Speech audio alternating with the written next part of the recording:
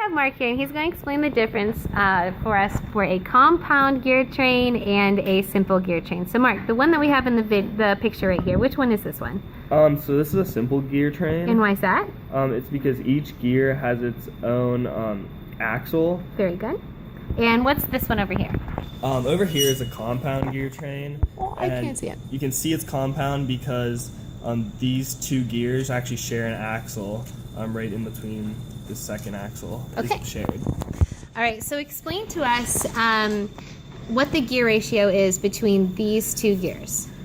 So what you do, you have to count the actual the teeth on the gear, and you have to do the second one by the first one. You have to divide it and find the ratio. Mm-hmm. So the reduced one from the big one to the smaller one is 7/5. Good. And what about from this little itty bitty one to this one? This is 1 to 7. Okay, and from this one to this one? And this one is 3 to 1. Now, if I asked you about the gear ratio for the entire system, what would you do with those? So what I would do, I would multiply all of the numerators from the fractions that I got by over all of the denominators, and I just multiply across. Mm-hmm. So the final gear ratio reduced would be 3/5, and you can actually see that. Okay, show us how 3/5 applies to the. Yeah. So what you do, you can turn the input gear, which is the first one, and then you have to look at the output gear, which is the last one.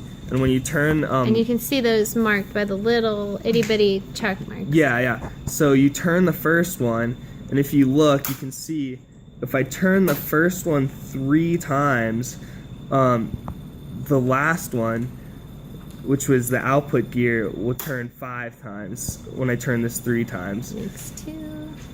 And then 3. 3. And then that proves that one turns. Yeah, 5 so you turn the input gear 3 times, and the output gear turns 5 times. Very good. And the last thing we learned was that really these two in here only added space. They didn't really help us with the gear ratio. And how did we determine that overall?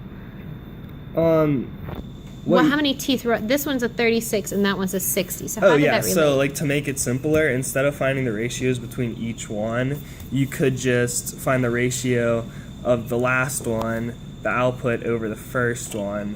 And you would get that same fraction of... And you would get the same fraction of 3/5. Perfect. Thanks, Mark. Say bye. Bye.